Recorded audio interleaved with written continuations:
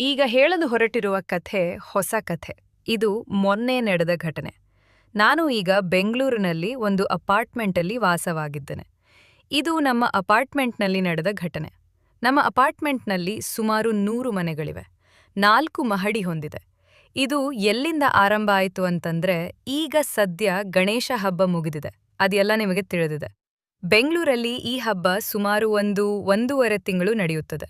ಹಾಗೆಯೇ ನಮ್ಮ ಅಪಾರ್ಟ್ಮೆಂಟಲ್ಲೂ ಸಹ ಈ ಹಬ್ಬದ ಆಚರಣೆ ಮಾಡುವುದಾಗಿ ಗ್ರೂಪಲ್ಲಿ ಮೆಸೇಜ್ ಮಾಡಿದ್ರು. ಹೇಗೆ ಕಾರ್ಯಕ್ರಮ ಮಾಡುವುದು ಮತ್ತು ಯಾವ ದಿನ ಯಾವ ಕಾರ್ಯಕ್ರಮ ಮಾಡುವುದು ಅಂತ ಅದರಲ್ಲಿ ಕೇಳಿ ಹೇಳಿ ಮಾಡುತ್ತಾ ಇದ್ರು. ಹಾಗೆಯೇ ಸುಮಾರು ಜನ ಅವರವರ ಸಲಹೆ ಕೊಡ್ತಾ ಇದ್ರು. ನಾನು ಎಲ್ಲವನ್ನೂ ನೋಡ್ತಾ ಇದ್ದೆ, ಏನು ಮಾತು ಆಡಲಿಲ್ಲ. ನಾನು ಸಹಜವಾಗಿ ಗ್ರೂಪಲ್ಲಿ ಮೆಸೇಜ್ ಮಾಡೋದು ಇಲ್ಲ. ಮತ್ತು ನಾನು ನಮ್ಮ ಅಪಾರ್ಟ್ಮೆಂಟಿನ ಆಂಟಿಗಳನ್ನು ಹೆಚ್ಚಾಗಿ ನೋಡೋದು ಮತ್ತು ಮಾತು ಆಡಿಸೋದು ಕಡಿಮೆ. ಯಾರಾದ್ರೂ ಕಂಡ್ರೆ ಒಂದು ನಗು ಬೀರುತ್ತಿದೆ ಅಷ್ಟೆ. ಅವರು ಏನಾದ್ರೂ ಕೇಳಿದ್ರೆ ಮಾತು ಆಡುತ್ತಾ ಇದ್ದೆ.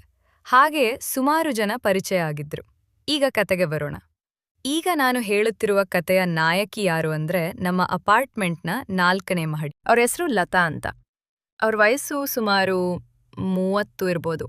ಅವ್ರಿಗೆ ಮಕ್ಕಳು ಇನ್ನೂ ಆಗಿಲ್ಲ. ಮದುವೆಯಾಗಿ ಸುಮಾರು 2 ವರ್ಷ ಆಗಿರ್ಬೋದು.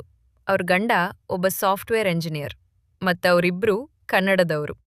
ಮೂಲತಃ ಅವರು ಪುತ್ತೂರು ಕಡೆ ಜನ, ಆದ್ರೆ ಬೆಂಗಳೂರಲ್ಲಿ ವಾಸವಾಗಿದ್ದಾರೆ. ಮುಂದೆ ಒಂದು ದಿನ ಅವ್ರ ಜೊತೆ ನಾನ್ ಮಾಡ್ತೇವೆ ಅಂತ ಊಹೆ ಸಹ ಮಾಡಿರ್ಲಿಲ್ಲ. ಯಾಕೆ ಅಂದ್ರೆ ನಾನು ಅಪಾರ್ಟ್ಮೆಂಟ್ನಲ್ಲಿ ಯಾರ ಜೊತೆಗೂ ಸಂಬಂಧ ಇಟ್ಕೊಳ್ಬಾರ್ದು ಅಂತ ನಿರ್ಧಾರ ಮಾಡಿದ್ದೆ. ಯಾಕೆ ಅಂದ್ರೆ ಅದು ಸರಿಯಾಗೋದಿಲ್ಲ. ಮತ್ತೆ ಯಾರಿಗಾದ್ರೂ ತಿಳಿಯಿತು ಅಂದ್ರೆ ಅದು ಎಲ್ಲರ ಬಾಯಲ್ಲಿ ಓಡಾಡ್ತಾ ಇರುತ್ತೆ. ಮತ್ತೆ ನನ್ನ ಹೆಸರು ಸಹ ಹಾಳಾಗತ್ತೆ.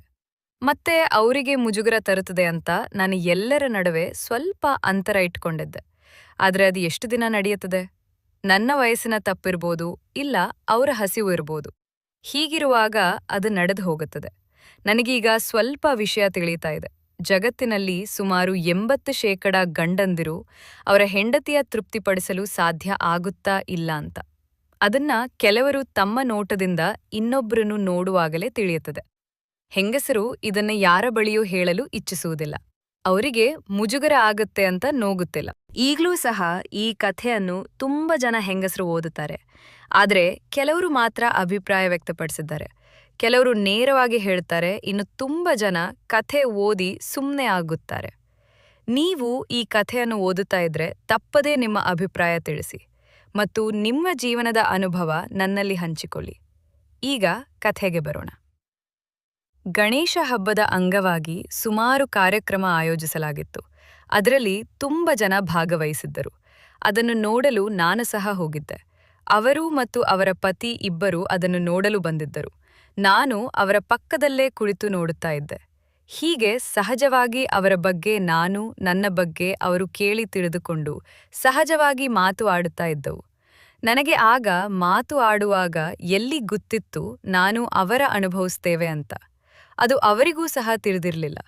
ಅವರು ನನ್ನ ಜೊತೆ ಮಾತು ಆಡುವಾಗ ಅವರ ಆ ಕಾಮನೆಯ ಭಾವ ತಿಳಿಯುತ್ತಾ ಇತ್ತು.